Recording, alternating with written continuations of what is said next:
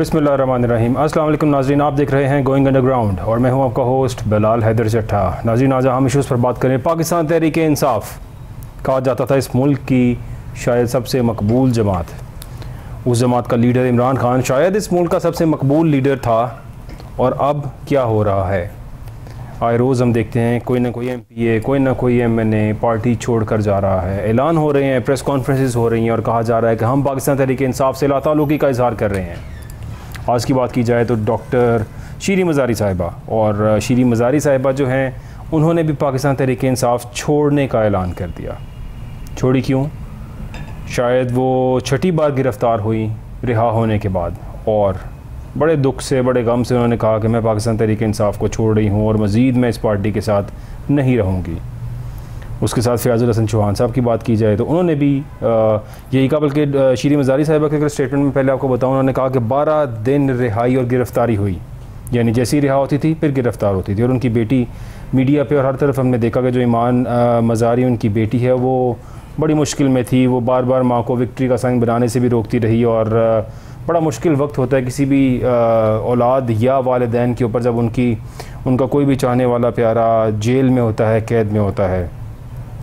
और ये भी उन्होंने कहा कि अडयाला में जब मैंने बेटी की वीडियो देखी तो उसके बाद मुझे बड़ी तकलीफ़ हुई और मैं पाकिस्तान तहरीक इंसाफ को छोड़ रही हूँ। फिर साथ ही फ़याज़ुल हसन चौहान साहब की बात करें, बड़े दबंग रहनुमा बनते थे पाकिस्तान तहरीक इंसाफ के, और आज की उनकी स्टेटमेंट देखी जाए तो बड़ा गिला किया उन्होंने कि जब मैं अरेस्ट हुआ तो मुझे पूछा भी नहीं, मेरे बारे में कोई बात भी नहीं की। जितनी बातें आप किया करते थे फ़याज़ुल हसन चौहान साहब, मेरा ख्याल है आपसे क्या पूछना था। आप तो कहते थे मैं अकेला ही काफ़ी हूँ सबके लिए, मैं तो मिल लूँगा, मैं तो देख लूँगा इनको। लेकिन आज फ़याज़ुल हसन चौहान साहब भी पाकिस्तान तहरीक इंसाफ से अपनी राह जुदा कर चुके हैं। साथ ही शाह महमूद कुरैशी साहब की भी कुछ बातें आ रही हैं कि शाह महमूद कुरैशी साहब भी पाकिस्तान तहरीक इंसाफ को छोड़ रहे हैं। और ग़ालिबन अब ऐसे महसूस हो रहा है कि शायद तमाम लीडर्स ही पाकिस्तान तहरीक इंसाफ को छोड़ जाएंगे। एक मुश्किल वक्त है PTI के ऊपर और इमरान खान के ऊपर। आज इमरान खान साहब की भी स्टेटमेंट आई और उन्होंने ये कहा कि जो लोग पार्टी छोड़कर जा रहे हैं ये मुनासिब वक्त है वापस आ जाएं। ये चाहते हैं कि मैं मुल्क छोड़ के चला जाऊं जबकि मैं यहीं दफन हूँगा। इमरान खान साहब की एक बड़ी पॉजिटिव स्टेटमेंट, हमेशा ये बात करते हैं क्योंकि हमने देखा कि हमारे मुल्क का एक रिवाज था सियासतदानों का, जब भी मुश्किल वक्त आना मुल्क छोड़ना और किसी उस मुल्क में चले जाना जहाँ पे अपना पैसा, इन्वेस्टमेंट ऑलरेडी मौजूद हो, अपनी फैमिली जहाँ ऑलरेडी मौजूद हो। ये हमारे सियासतदानों का इस मुल्क के अंदर रिवाज था। ये एक सियासतदान ऐसा आया है जो इस मुल्क से मुश्किल तरीन हालात के अंदर भी जाने का नाम नहीं ले रहा और यही कहता है कि मैं इसी मुल्क में रहूँगा। बल्कि बार बार जब इसे सवाल किया जाता है इमरान खान साहब से, इनसे कहा जाता है कि आप बाहर क्यों नहीं चले जाते, तो वो कहते हैं कि मेरा बाहर कोई पैसा ही नहीं है, कोई प्रॉपर्टी नहीं है, मैं बाहर कहाँ जाऊँ, किस मुल्क में जाऊँ, मेरा सब कुछ पाकिस्तान में है, मैं इस मुल्क में हूँ, यहीं पे मरूँगा, यहीं पे दफन होऊंगा। ये एक ऐसी बात है मेरा ख्याल है जो शायद सुनने वाले हर शख्स को पिंच करती है, हर शख्स को अपील करती है ये बात, क्योंकि एक ऐसा शख्स है जो बाहर नहीं भाग रहा, जो गया नहीं है। और यहाँ पे बहुत सी ऐसी मिसालें मौजूद हैं हमारे लीडर्स की कि जब भी मुश्किल वक्त आया बाहर तशरीफ़ ले गए और उसके बाद बाहर से बैठ के इस मुल्क पे सियासत करते रहे, और जब इक़्तिदार की बारी आई फिर वापस तशरीफ़ ले आए और भरपूर इक़्तिदार किया। यहाँ पर इस मुल्क में क्या हो रहा है? यहाँ पर इस टाइम हर शख्स सोचने पर मजबूर है, क्या पाकिस्तान तहरीक इंसाफ ख़त्म हो जाएगी?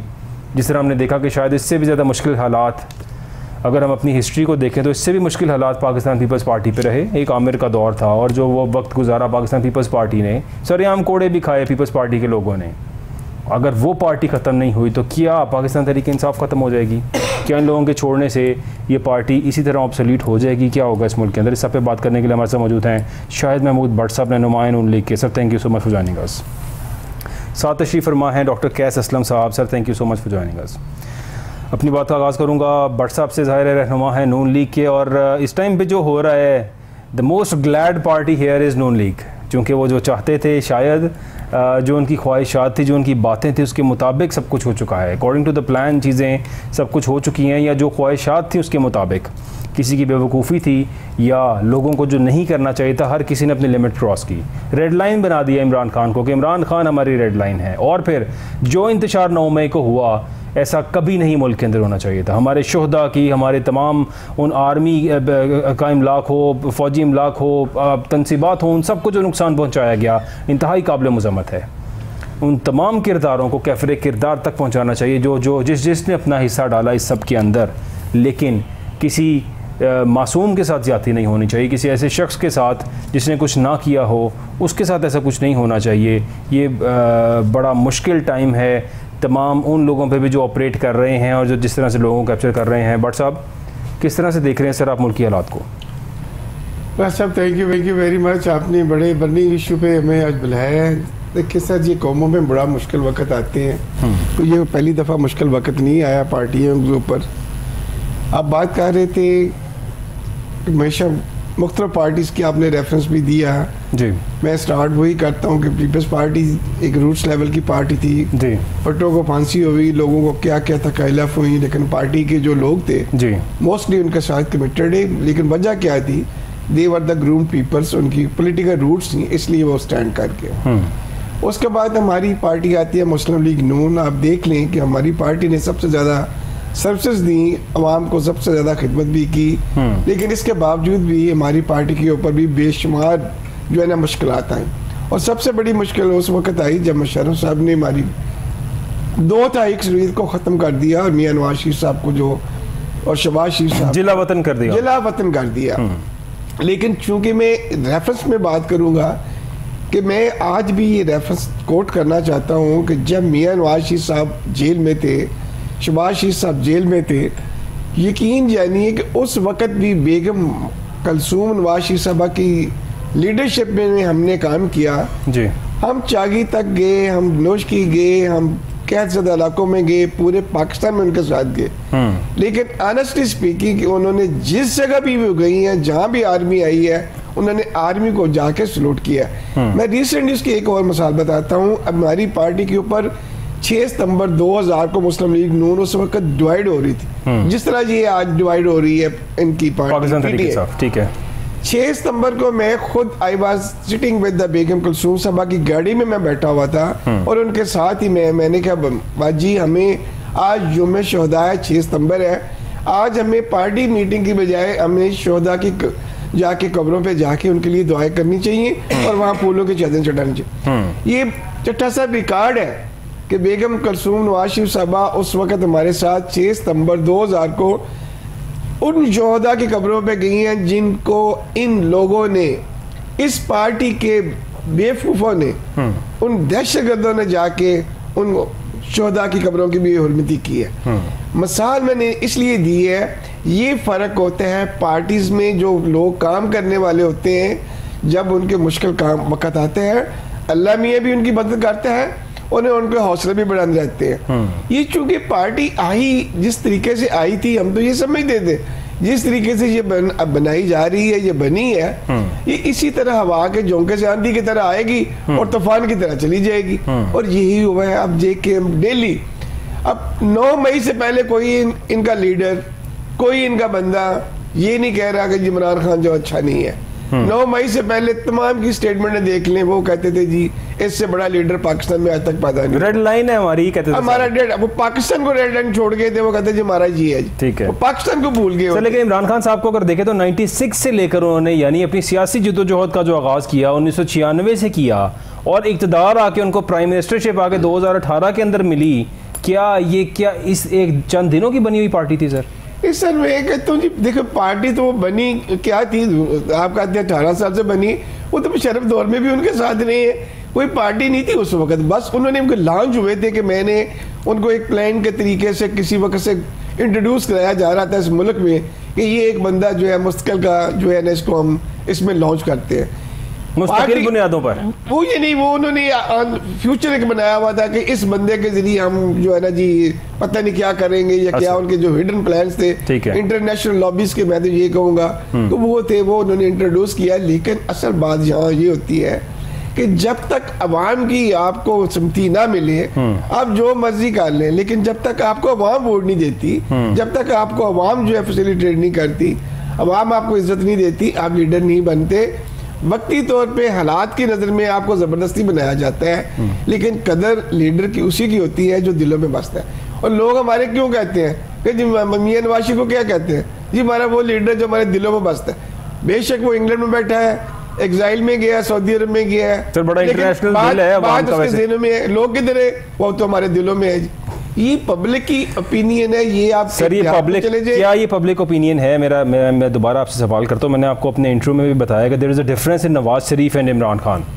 इमरान खान इन मुश्किल हालात में भी ये कह रहा है कि मैं अपना मुल्क नहीं छोड़ूंगा, मेरी बाहर ना कोई प्रॉपर्टी है ना मेरी बाहर कोई स्टेक्स हैं, मैं अपना मुल्क छोड़ के कहाँ जाऊँ, मैं इन मुश्किल हालात में भी यहीं रहूँगा, इधर ही दफन होऊंगा। हालांकि अगर स्टेटस वाइज देखा जाए और अगर ज़िंदगी का पूरा एक सिनेरियो देखा जाए तो शायद इमरान खान तो 17 साल से बाहर के मुल्कों में क्रिकेट खेलते आ रहे हैं। शादी भी एक बाहर एक अमीर खातून से हुई और जो कुछ भी हुआ यानी उनका उठना बैठना भी उन रॉयल फैमिलीज़ के साथ रहा है।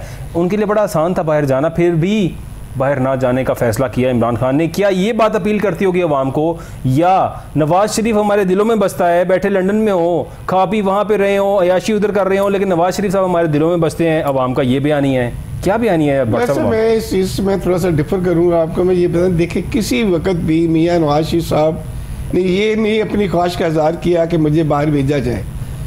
उन्होंने कोई, आप मुझे बताएं, अडयाला जेल से लेके अटक किले तक वो जेलों में रहे, अपनी बेटी के साथ जेलों में रहे, सर आज भी यहाँ हर जगह रहे, लेकिन उन्होंने ये नहीं कहा कि मुझे बाहर भेजा जाए। जब भी हुआ उनको आपने एग्जाइल में भेजा, बाई फोर्स भेजा।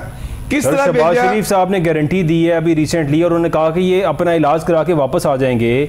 बाकायदा वो स्टाम लिखकर साइन करके, शहबाज शरीफ साहब जो आज हमारे वजीर आज़म हैं, उन्होंने वो स्टाम साइन करके गारंटी दी थी कोर्ट्स को कि नवाज शरीफ साहब बाहर जा रहे हैं, ये अपना इलाज कराएंगे और वापस तशरीफ ले आएंगे। आपको याद होगा सारा सिनेरियो। उसके बाद आज तक वो वापस नहीं आए हैं। छोटा भाई उनका यहाँ पे, मतलब वो कहते हैं बेगर्स कांट बी चूजर्स, यानी वो वजीर आज़म है मुल्क के। और बड़े भाई को देखें, यहाँ पे हम बहुत सी तस्वीरें देखते हैं कि बाहर वो शॉपिंग कर रहे होते हैं उन जगहों पे जहाँ पे शायद करोड़ों रुपए की शॉपिंग एक शख्स करता है, कोई चंद चीज़ें खरीद कर भी। तो वहाँ की लाइफ जो गुजार रहे हैं, क्या आवाम को उनकी वहाँ की लाइफ नज़र नहीं आ रही है, या आवाम को इमरान खान का यहाँ पे रहना नज़र नहीं आ रहा है आपके ख्याल में?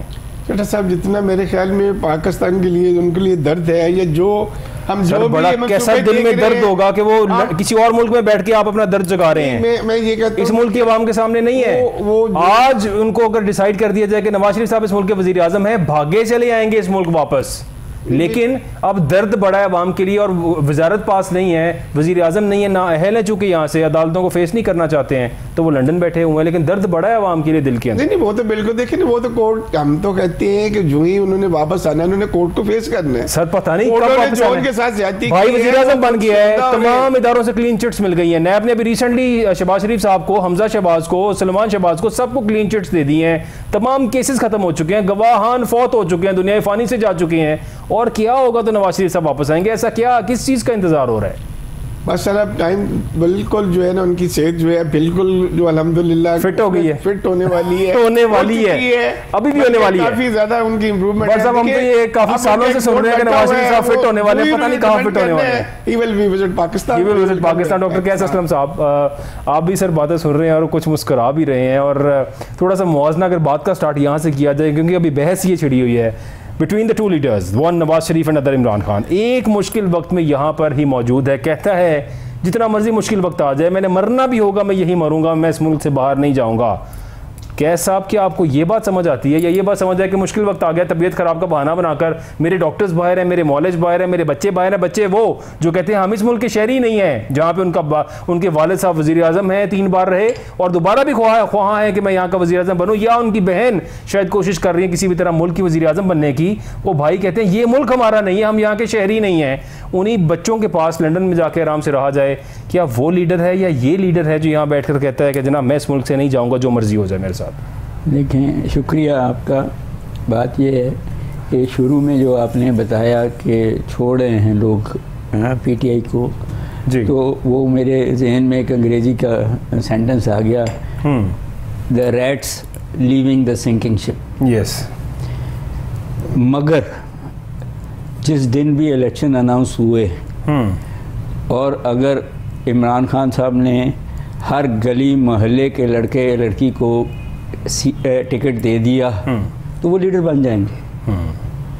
ये जो हमारे अपर क्लासेस के लोग खुद या भेजे गए पीटीआई में, ये मुस्लिम लीग में भी भेजे गए थे, ये पीपल्स पार्टी में भी भेजे गए थे, और हमेशा हर पार्टी में, यानी every party has an history. जब ये छोड़ते हैं तो मेरे जैसा बंदा देखता है कि ये अब कौन सी पार्टी ज्वाइन करेंगे, क्योंकि फिर पता लगता है कि उसने अगला इक़्तिदार में आना है। ठीक है, मगर जो जमातें होती हैं वो ये तीनों ही हैं जो जब भी किसी को टिकट देंगी वो अपने इलाके में एक ख़ास वोट लेगा, वो जीते या हारे। ठीक, वो पार्टियां पॉलिटिकल ऑर्गेनाइजेशन से चलती हैं। ठीक है। बाकी जो आपका सवाल है कि कौन लीडर है, मेरे लिए तो जो भी कौम का लीडर है वो बेशक बाहर रह रहा है या यहाँ रह रहा है, मगर ये बहुत ज़रूरी है कि फेस किया जाए वो जो मुश्किलातें हैं। एस्टेब्लिशमेंट, पुलिस, अपोजिशन, वो जब मुश्किलातें डालती है तो फेस करना बहुत ज़रूरी है कि इस मुल्क के अंदर बैठ के, तो फिर आप खुद ब खुद लीडर बनना शुरू हो जाते हैं। एक ज़माने में नवाज शरीफ साहब बहुत बड़े लीडर थे और शायद अभी भी हों अपनी पार्टी के लिए, अब भी मगर अब भी है, मगर नहीं, मैं जो बात कर रहा हूँ अब इंटरनेशनल जो डिप्लोमेट्स हैं, स्टेट्समैन हैं, वो इनकी तरफ नहीं देखते, वो इमरान खान की तरफ देखते हैं। अगर बेनज़ीर ज़िंदा होती तो शायद ये दोनों की तरफ ना देख रहे होते। अगर बेनज़ीर जिंदा होती शायद महमूद भट्ट साहब तो क्या नवाज शरीफ साहब का जैसा इत्तेहाद जरदारी साहब के साथ बना है। जरदारी साहब आपको पता है एक कहा जाता है कि शायद सियासत के अंदर एक माहिर आदमी है, यहाँ की सियासत को बखूबी समझते हैं, उनको पता है कैसे बंदे तोड़े जाते हैं, कैसे बंदे सेटल किए जाते हैं। उनके साथ तो दोस्ती हो गई, अगर बीबी जिंदा होती तो क्या उनके साथ भी दोस्ती हो जानी थी? बिलाल साहब देखिए, दोस्ती तो बेगम साहब के साथ ही हुई, मोहतरमा के साथ ही हुई। चार्टर ऑफ डेमोक्रेसी उन्हीं के साथ हुआ, तो वो तो बेगम मोहतरमा जो है शहीद बीबी के साथ हुई जी, क्योंकि वो she was a political leader. ठीक है, तो मियां साहब इज अ पॉलिटिकल लीडर। जब दोनों लीडरों ने अपनी अपनी पुरानी हिस्ट्री को देखा कि व्हेन दे आर विक्टिमाइज्ड, कि हम लोग विक्टिमाइज हुए हैं, हमारी पार्टियों के ऊपर ये अटैक हुए हैं, हम विक्टिमाइज हुए हैं, आए हम डेमोक्रेसी के लिए इकट्ठे होते हैं और हम मिसा करते हैं। तो ये तो बीबी की मैं कहता हूँ वो बड़ी बात थी कि उन्होंने खुद लंदन जाके मियाँ साहब के साथ ये एग्रीमेंट किया, और उसी की वजह से मैं ये कहता हूँ आज जो जमहूरियत का हम फल देख रहे हैं, जो जमहूरियत का हुस्न देख रहे हैं, ये इन दो लीडरों की वजह से ही था कि जो आज हम जमहूरियत जो है आमरीत से जान छुड़वा के हम जमहूरियत को लेके आए। तो अब मैं ये जरूर कहता हूँ कि अगर मोहतरमा होती इस वक्त भी, तो मैं कहता हूँ पाकिस्तान के लिए वो बहुत एक अच्छी लीडर थी, ना सिर्फ पाकिस्तान के लिए बल्कि वो एक इंटरनेशनल लीडर मैं समझता हूँ। ठीक है, क्योंकि उनकी भी एक फैमिली हिस्ट्री है। अब इमरान खान को आप देख के बार बार कहते हैं कि वो 17 साल से पार्टी में है, 17 साल उसने क्रिकेट खेला है। क्रिकेट खेलने से बंदा एक जो है खिलाड़ी से एक पॉलिटिशियन ही बनता। ठीक है, पॉलिटिशियन वही बनते हैं, बिजनेसमैन पॉलिटिशियन बनता है, वो भी नहीं बनता सर। मियां नवाज शरीफ साहब लीडर हैं, वो बिजनेसमैन फैमिली से हैं, बिजनेसमैन हैं। मियां शहबाज शरीफ साहब कारोबारी आदमी हैं, चैम्बर ऑफ कॉमर्स के प्रेसिडेंट भी रहे मियां शहबाज शरीफ साहब भी, सागदार साहब भी। बिजनेसमैन बनता है सियासतदान सर? एब्सोल्युटली। मैं अब ये कहता हूं when they came in politics, वो उनसे पहले थे, उनसे पहले ये सारा कुछ करते रहे, लेकिन उसके बाद जब दे केम इन पॉलिटिक्स वो भी पहले क्रिकेट खेलता रहा, अपने आप को डिवोशन पूरी। इमरान खान भी क्रिकेट खेलता रहा, इमरान खान साहब भी प्रोफेशनली क्रिकेट खेलते रहे। आजकल भी लोग ऐसे हैं जो एक वक्त में पॉलिटिक्स भी करते हैं और बिजनेस भी करते हैं। ठीक, मैं जो समझता हूँ एक स्टूडेंट, मैं तो ये समझता हूँ आजकल बिजनेस फुल टाइम है, बिजनेस को इंप्रूव करने के लिए पॉलिटिक्स की जाती है। पॉलिटिक्स इज फुल टाइम जो है ना जी गेम है। इसलिए मैं ये कहता हूँ कारोबार को इंप्रूव और सेव करने के लिए भी शायद सर, अगर इस पार्टी में भी अगर डिलीवर करने वाले पॉलिटिकल वर्कर्स होते तो कभी ना भागते। ठीक,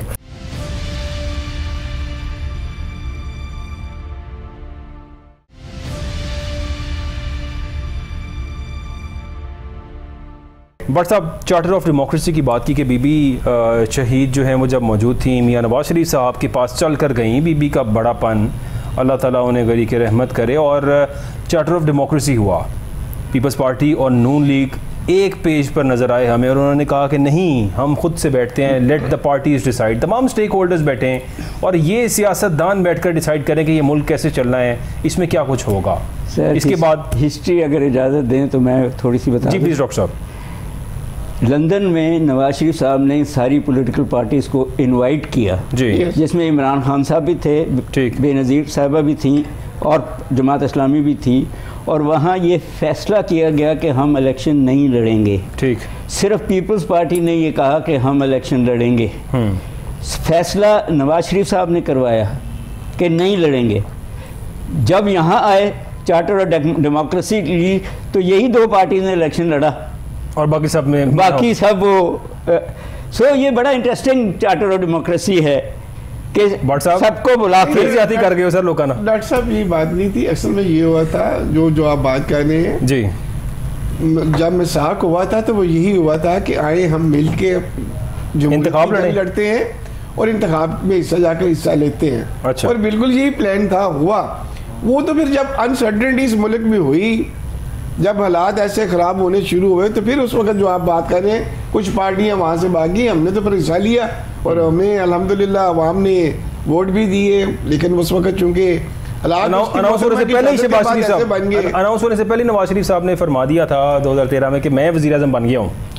एडवांस खबर आ चुकी थी सर, अभी तो रिजल्ट भी अनाउंस नहीं हुआ था। लोगों को पता होता है ना कि हमें पता चल जाता है कि ये पार्टी पता होता वेव कर रही है, ये पार्टी यानी जो करने वाले हैं वो बता देते हैं कि सर आप बन गए मुबारक। अवाम बता देती है, अवाम बता देती है, लोगों का रिसेप्शन बता देता है, लोगों का रिसेप्शन, हमें पता चल जाता है कि पार्टी जो है ना जीत सकेगी। सर एक प्रॉब्लम, चार्टर ऑफ डेमोक्रेसी की बात हो रही थी, पार्टीज ने आपस में चार्टर ऑफ डेमोक्रेसी यानी नून लीग और पीपल्स पार्टी ज़ाहिर दो मेजर पार्टनर्स थे, इन्होंने आपस में चार्टर ऑफ डेमोक्रेसी किया। उसके बाद क्या हुआ अगर हम देखें, फिर से दोबारा नवाज शरीफ साहब, शहबाज शरीफ साहब जरदारी साहब को बुरा भला कहते रहे। जरदारी साहब जो कुछ इनके बारे में कहते रहे, बिलावल जो कुछ कहता रहा कि ये तो ज़ियाउल हक का बेटा है, इसका असल बाप ज़ियाउल हक है, और जो कुछ फरमाता रहा बिलावल जो आज बड़ा अहम इत्तेहादी है, जो बातें भी करता रहा। नवाज शरीफ को इवन मोदी का यार और पता नहीं क्या क्या बोला बिलावल साहब ने। ये चार्टर ऑफ डेमोक्रेसी के बाद की बातें बता रहा हूँ, ठीक है। इस डेमोक्रेसी के अंदर आज जो कुछ हो रहा है, आपकी पार्टी यानी इस मुल्क की जो लार्जेस्ट पार्टी थी, मैं नेशनल असेंबली की बात कर रहा हूँ, नेशनल असेंबली की सबसे ज़्यादा सीटें पाकिस्तान तहरीक इंसाफ की थी।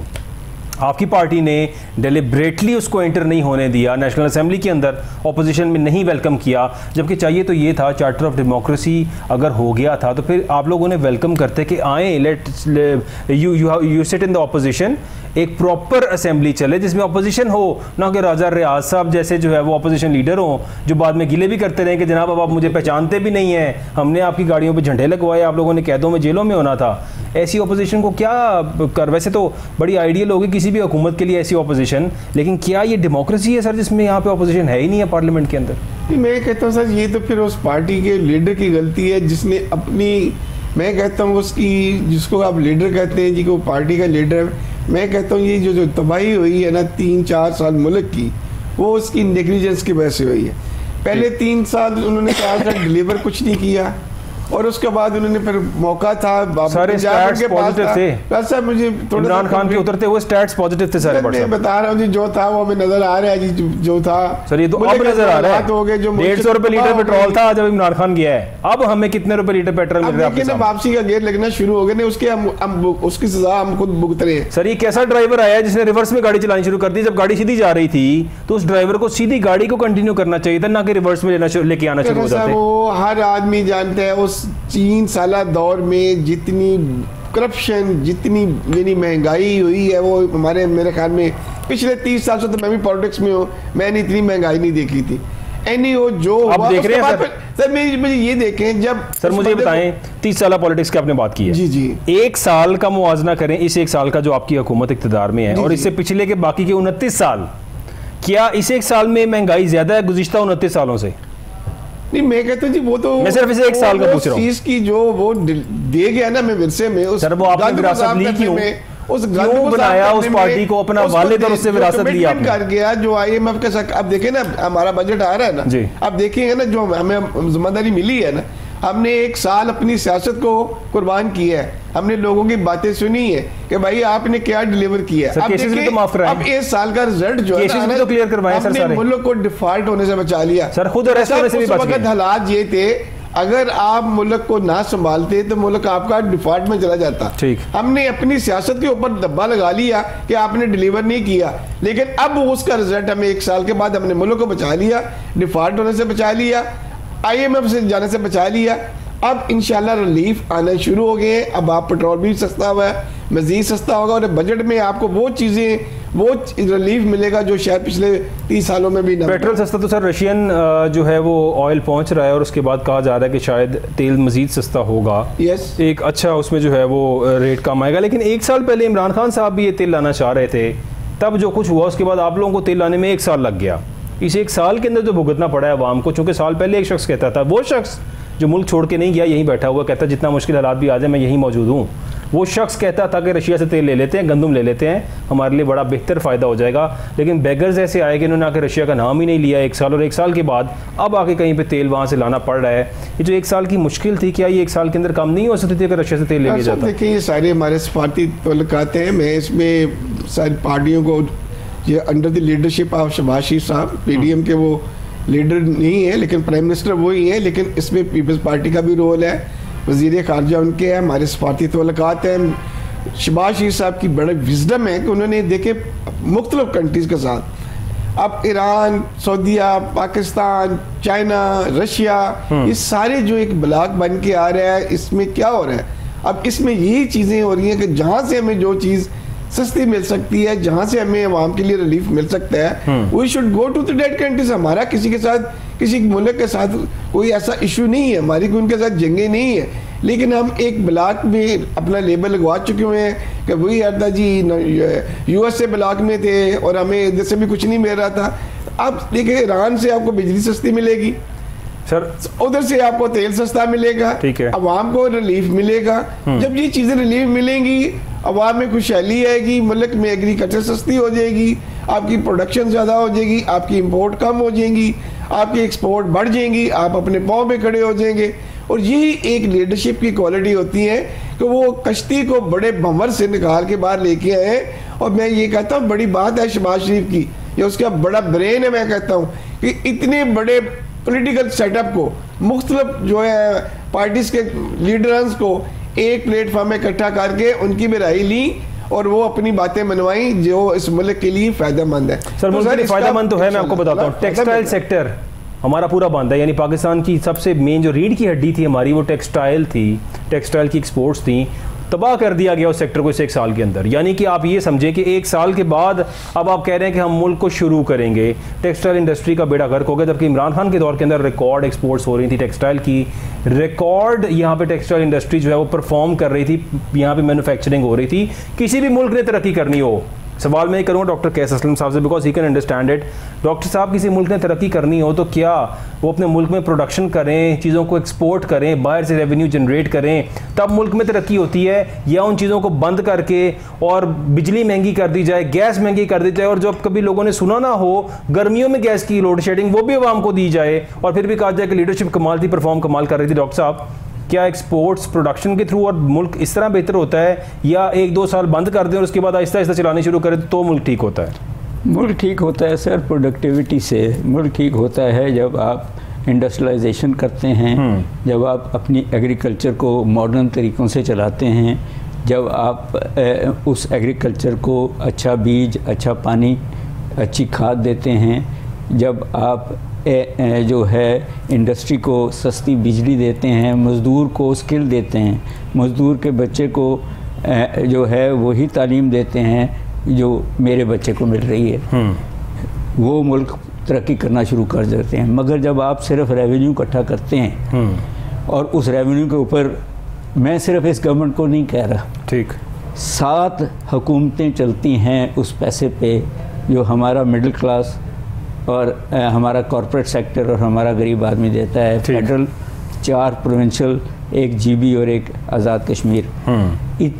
आपको कहीं ना कहीं तो रैशनलाइज करना पड़ेगा कि लॉ एंड ऑर्डर को, जिस मुल्क में लॉ एंड ऑर्डर ना हो वहाँ मईशत नहीं चलती। पॉलिटिकल ये जो हैगलिंग है, मैं इसको क्राइसिस नहीं समझता, ये डेमोक्रेसी का हिस्सा है। ठीक है, वो और के जी पार्लियामेंट में आना चाहिए, इलेक्शन होना चाहिए, वो अपनी जगह, मगर ये पॉलिटिकल हैगलिंग को मैं क्राइसिस नहीं समझता। इकोनॉमिक क्राइसिस है जो क्राइसिस है। जब आप SMEs को, छोटे कारोबारी को मौका ही नहीं देंगे कि वो क्वालिटी प्रोडक्ट एक्सपोर्ट कर ले, डिवर्सिफाई करे, जब आपको मज़दूर को स्किल्स ही नहीं देंगे, वो आपको क्या पैदा करेगा। देखें, आप डॉलर में खरीदते हैं और 300 रुपए का अगर डॉलर है, 303 को ओपन मार्केट में सर, 305 को, तो आप जो बेचते हैं, अभी भी आप ये टेक्सटाइल और इस किस्म की चीज़ें बेच रहे हैं। चावल को 6 महीने लगते हैं बन के बेचने के लिए।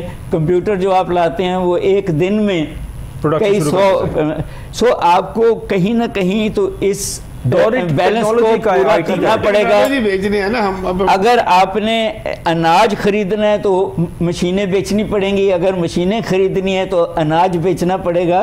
किसी चीज़ को तो ठीक करने, आपके पास माइनिंग है, आपके पास ऑनेक्स है, आपके पास सोने की कान है, जवाहरात की कान है। आपको ये जिसको हम कहते हैं ब्रांडिंग इंटरनेशनल, ये हुकूमत का काम है, मदद करना छोटे। ये प्रॉब्लम हमारे यहाँ आया हुआ है कि हमने एक ऐसी ब्यूरोक्रेसी बना दी है जो ना पॉलिटिशियंस के हाथ में है, ना ही इंडस्ट्रियलिस्ट के हाथ में है। इंडस्ट्रियलिस्ट तो ये डॉलर खरीद के भाग रहा है इस मुल्क से। सवाल तो ये है कि कॉस्ट ऑफ डूइंग बिजनेस को जब तक आप नीचे नहीं लाएंगे, हम IMF पे कहते हैं जान छुड़ाएं, IMF के 1.2 बिलियन उनसे लेना है, पाकिस्तानी 30 बिलियन डॉलर आपको भेजते हैं। IMF से जान छुड़ा के फिर आप अपने दोस्त मुल्कों से कहें कि जी कर्जा ना दें, इन्वेस्टमेंट करें हमारे मुल्क में, टैक्स दें, हमारे लोगों को स्किल्स दें, जॉब्स दें और ट्रांसफ़र करें टेक्नोलॉजी। ये चीज़ें ठीक होनी शुरू हो जाएंगी। मगर जब आप प्लान ही नहीं देंगे कि टूरिज़्म कहाँ आनी है, इंडस्ट्री कहाँ लगनी है, बिजली कैसे पैदा होनी है, कोयले से बिजली आप पैदा कर रहे हैं। आप हर 1 रुपया जो बिजली सेक्टर में इन्वेस्ट करते हैं, सिर्फ 25 पैसे की बिजली बनती है, तो सर्कुलर डेट तो रहेगा। ठीक, कहीं ना कहीं तो अब सर्जिकल लेवल पे अमीरों को प्रोटेक्ट करना नहीं चाहिए, आप कौम को प्रोटेक्ट करें, आप इन्वेस्टर को प्रोटेक्ट करें, आप छोटे कारोबारी को प्रोटेक्ट करें। ये रिवर्ट बैक कर जाएगी। गवर्नमेंट कह रही है कि हमारी जो है ग्रोथ रेट 0.8% है, वर्ल्ड बैंक कह रहा है 0.2 है। कौन सी ऐसी पॉलिसी है जिससे ये 246 मिलियन का मुल्क, जिसमें 4 मिलियन बच्चे हर साल पैदा होते हैं, वो तरक्की करेगा जब आप प्रोडक्टिविटी नहीं, एग्रीकल्चर जिसको हम फार्मिंग कहते हैं, वो सिर्फ 8% GDP को देती है जी। आपकी इंडस्ट्री जो है वो 22% GDP को देती है। आपकी सर्विस सेक्टर 52% देती है, मगर एक्सपोर्टेबल ही नहीं है, वो डॉलर ही नहीं कमा सक रही। तो ये गवर्नमेंट का काम है ना, उसके डायरेक्शंस को ठीक करना। वो डायरेक्शन मुझे नजर आ जाए, कौम खुद ठीक हो जाएगी। डायरेक्शन अगर गवर्नमेंट दे तो कौम तो वो गवर्नमेंट ही देती हैं वो डायरेक्शन। ये वो डायरेक्शन है तो गवर्नमेंट को देनी चाहिए, लेकिन गवर्नमेंट ने जिन चीज़ों का भी वादा किया पूरा ना कर सके, और शायद महमूद भट्ट साहब फरमा रहे हैं कि शायद अनकरीब अब आके वो कुछ अवाम को रिलीफ देने वाले हैं। कैसा रिलीफ आएगा ये 303-4 का डॉलर जो है वो? सर मैं कहता, देखिए आप जो रिलीफ वाली बात करते हैं, देखो मियां नवाज शरीफ साहब ने यहाँ CPEC का शुरू किया, इलेक्शन बजट पे सर वो तो लंदन चले गए, वापस ही नहीं आ रहे, क्या बात कर रहे हैं? लंदन जाने से पहले जब ये सारा जो इन्वेस्टमेंट आपकी आ रही थी, तो किसने रोका, किसने डिले प्रैक्टिस की, किसने इस मुल्क की तरक्की में सबसे बड़ी रुकावट आई? यही इमरान खान था जिसने चाइना का सदर आ रहा है, आपने कंटेनरों पे उस वक्त आप जनाब वहाँ बैठे हुए इस्लामाबाद कैपिटल को जो आपने कब्जा करके बैठे हुए। सदर साहब नाराज तो नहीं हुए? क्या हुआ, नाराज हो गए? क्या हुआ सर? अब देखिए आपने 3 साल उनका वक्त ज़ाया किया, अब आके शहबाज शरीफ साहब ने दोबारा वही चीज जो 3 साल बंद पड़ी थी, अब दोबारा उसको CPEC को शुरू किया। सर लेकिन चाइनीज मैंने 2-3 उनके जो है ना वहाँ पे ऑफिशियल्स की मैंने वो सुन रहा था स्टेटमेंट्स, उन्होंने कहा कि इमरान खान दौर के अंदर CPEC का काम बंद नहीं हुआ, CPEC का काम चल रहा था और एक अच्छे तरीके से चल रहा था। आई डोंट नो सर कौन सच बोल रहा है कौन झूठ बोल रहा है। उनके मुताबिक तो CPEC का काम तब भी चल रहा था, बंद नहीं हुआ था, लेकिन ये एक प्रोपेगेंडा है। आप बताएं काम बंद हुआ था सर? सर फर्स्ट और सेकंड फेज़ उसकी बन रही थी, ठीक, अभी आके उसकी 3rd फेज़ में हम आए हैं। सड़कें बन गई, आपकी गवादर पोर्ट इस्टेब्लिश हुआ है, अब वो इन्वेस्टमेंट कर रहे हैं कराची पोस्ट पे और ये रेलवे लाइन पे जो लिंकेजेस ये डिले हुए ना डॉक्टर साहब, ये बात है ना, हाँ, ये बात सही है, नुकसान मुल्क को बहुत ज्यादा हो गया सर। मगर बात जो है वो और है, ये IMF की जरूरत इसलिए पैदा हो रही है कि आपके दोस्त मुल्क ट्रस्ट नहीं कर रहे। IMF वो कहते हैं हम IMF के थ्रू आपको पैसे देंगे, हालांकि मेरे जैसे लोग कहते हैं कि IMF से जान छुड़ा लो। बिल्कुल ट्रस्ट उन ये UAE, सऊदी अरब, चाइना और ऐसे जो मुल्क हैं उनको डायरेक्टली आप वो ट्रस्ट डिफिसिट ख़त्म करो, ब्रांडिंग करो, स्किल्स दो, प्रोडक्टिविटी लाओ, तो इट्स ऑल पॉसिबल, ये हो सकता है सर। पॉलिसीज का इशू है ना जी, एवरीथिंग इज पॉसिबल। छोटा सा मुल्क तो नहीं है। आप पे ट्रस्ट है ना, आपकी लीडरशिप ऐसी है कि जिसके ऊपर ट्रस्ट करेंगे। ट्रस्ट नहीं कर रहे, करते हैं सर। दूसरा ये होता है कि मुल्क में स्टेबिलिटी आए, कोई मुल्क में इस्तेकाम आए। सर इलेक्शंस होंगे तो आएगी, इलेक्शंस आप लोग होने नहीं दे रहे। आपके लोग ही ये सर बाहर बैठे लोग जब ये देखेंगे, बट साहब जब बाहर बैठे लोग ये देखते होंगे इंटरनेशनली कि इस मुल्क के अंदर इलेक्शंस ही नहीं हो रहे हैं। देखें टर्की में ज़ल्ज़ला आया, इमरजेंसी लग गई, उन्होंने अनाउंस किया कि इलेक्शंस वक्त पे होंगे। दुनिया इधर किधर हो जाए, इलेक्शंस टाइम पे होंगे, बिकॉज दे अंडरस्टैंड कि इलेक्शंस कितने ज़रूरी हैं इस मुल्क के लिए। हमारे मुल्क में तो इलेक्शंस का मजाक ही बन गया सर। यहाँ पे अदालतें कहती है इलेक्शंस करवाओ, वो बात समझ नहीं आती है, और अदालत कहेगी, हुक्म देगी तो हम उसके मुताबिक परफॉर्म करेंगे। ये बातें हर तरफ याद आ जाती हैं हुकूमत को। ये कहता हूँ कि अदालतों ने ये क्यों नहीं बुला के पूछा कि भाई आपने मुझे ये बताएं कि आपने अपनी हुकूमतों को ख़त्म क्यों किया। मुझे इस चीज की समझ आ नहीं आई। आइन के मुताबिक कोई आइन नहीं उसमें कोई बात गैर आईनी नहीं, वो गैर आईनी है कि आप एक अवाम का हक जो है 5 साल के लिए ले रहे हैं और आप अपनी मर्जी का पता नहीं आपको मिल रहा, आप असेंबली को तोड़ रहे हैं। सर मर्जी का पता नहीं मिल रहा था, चीफ मिनिस्टर हुकूमत उनकी थी, बड़ा एंजॉय कर रहे थे, बड़े रिलैक्स से, ना कोई पुलिस पकड़ती थी, ना कोई हर तरह का प्रोटोकॉल था, सिक्योरिटी थी, हुकूमत छोड़ी और ऐसे लोगों को आगे से हुकूमत दिलवाई या जिन लोगों ने दी कि उन्होंने 100% उनके अगेंस्ट काम करना शुरू कर दिया। ये बड़ी डेयरिंग मूव थी और शायद ये इतनी जरूरी मूव थी कि वो इलेक्शन आ रहे थे। देखिए कोई भी सियासी शख्स होगा इलेक्शन से नहीं भागेगा। पहली बार हमने ये देखा है 13 पार्टियों का इत्तेहाद है और इलेक्शन से भाग रहा है, और ऐसे भाग रहा है कि वो इलेक्शन का नाम लेना पसंद नहीं कर रहे। ऐसा क्यों? तो बिल्कुल वक्त पे होने, वो तो हमने यही कहा कौन सा वक्त है सर? जिस दिन कौमी असेंबली अगस्त में खत्म हो जाएगी उसके बाद आपके सब सूबों के इकट्ठे इलेक्शन होंगे, अक्टूबर में होंगे सर। 10 साल के बाद नई संसद हो जाती है, नई हल्का बंदियां बन जाती हैं। ये नहीं हो सकता कि एक वक्त में आप 2 हल्का बंदियों के ऊपर इलेक्शन करवाएं, 2 असेंबलियों के इलेक्शन आप सर क्या अक्टूबर में इलेक्शन होंगे करा दें, 2 वाले के 2022 में करा दें। बट साहब अक्टूबर की जो तारीख आई है क्या इलेक्शन होंगे उस डेट पे? सर वो इंशाल्लाह सर देखें अगस्त में जब नेशनल असेंबली खत्म हो जाएगी, दूसरी सूबों की असम्बलियाँ भी खत्म हो जाएंगी, तो उसके बाद पूरे मुल्क में सर एक इलेक्शन का ऐलान हो जाएगा। वो डेट अक्टूबर में आती है, कौन सी डेट आती है सर? ये जो अभी निगरान हुकूमतें चल रही हैं क्या ये आइन के मुताबिक चल रही हैं सर? बिल्कुल आइन के मुताबिक चल रही है सर। 90 रोज से टाइम ऊपर हो चुका है और ये जो हुकूमतें यहाँ बैठी हैं क्या ये आईनी है, आइन के मुताबिक? सर वो उसमें मैं थोड़ा सा आपको बता दूं, वो बिल्कुल 90 डेज का मतलब ये होता है कि हमने इलेक्शन जो है वो केयर टेकर को टाइम दिया होता है 90 डेज के, इसके अंदर उसने इलेक्शन करवाना है और उसके बाद उनका टाइम खत्म हो जाता है जो इलेक्शन हो जाए। जब तक इलेक्शन ना हो, अगर वो 90 से खुदा न खास्ता कोई एमरजेंसी हो गई, सेंसस हो गए, मर्दमशुमारी का मसला बन गया, ये इश्यूज बन गए, जब वो चीज़ें बन गई तो फिर वो आपका टाइम जब तक वो इलेक्शन नहीं होगा वो उनका कंटिन्यू पीरियड चलता है। जब वो इलेक्शन करवाएंगे फिर उनका पीरियड खत्म होगा। शायद महमूद कुरैशी साहब जो है वो ये फेक खबर चल रही है कि वो पार्टी छोड़े हैं, वो कहते हैं मैं पार्टी नहीं छोड़ा। अभी उनकी फ्रेश अपडेट आई है कि he is not living Pakistan Tehreek Insaf, और कह रहे हैं मैं पाकिस्तान तहरीक इंसाफ के साथ रहूँगा। फिर वही बात जिस तरह से डॉक्टर के एस असलम साहब ने बताया कि the rats living the sinking ship, शायद ऐसा ही हो रहा है यहाँ पर। और एक बड़ी अच्छी स्टेटमेंट लगी है अब के हालात के ऊपर मुझे तो, कि शायद रैट्स ही लिविंग द सिंकिंग शिप, क्योंकि वो शख्स वो है जो इस मुल्क में बार बार ये बात कर रहा है और ये कह रहा है कि मैं यहाँ से नहीं जाऊँगा जैसे मर्जी हालात हो जाएं, मेरा जीना मरना यहाँ पे है, मेरा सब कुछ यहाँ पे है, इस मुल्क के अंदर है।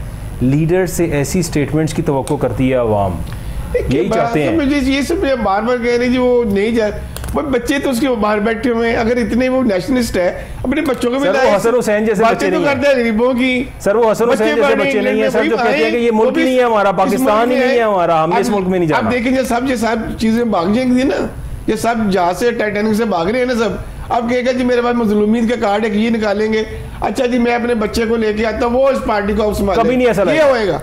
कभी नहीं ऐसा होगा कि वो अपने किसी बच्चे को उठा के पार्टी में लाएगा। अगर लाना होता ना सर तो इस टाइम पे उसका बच्चा ही कोई ना कोई टेकअप करके पार्टी बैठा होता, वो आराम से पीछे बैठा होता। इस टाइम पे हमजा शहबाज की तरह, मरियम नवाज की तरह उसका भी इमरान खान का कोई ना कोई बच्चा सामने आया होता और उसके पास टाइम था, वो इस मुल्क का वज़ीर आज़म रहा है। प्रोग्राम का टाइम खत्म हो गया शायद, बट साहब बहुत शुक्रिया, लेकिन मैं आपको दोबारा कहता हूँ वो अपना बच्चा नहीं लेके आएगा, नवाज शरीफ की तरह, जरदारी की तरह अपने बच्चे को आगे नहीं लाएगा। Thank you so much for your time sir, बहुत शुक्रिया। डॉक्टर के एस असलम साहब आपका बहुत शुक्रिया। नाज़रीन आप सबसे देखने का बहुत शुक्रिया। कल हाजिर होंगे दोबारा एक नई बात के साथ, अपना ख्याल रखिएगा। अल्लाह हाफ़िज़।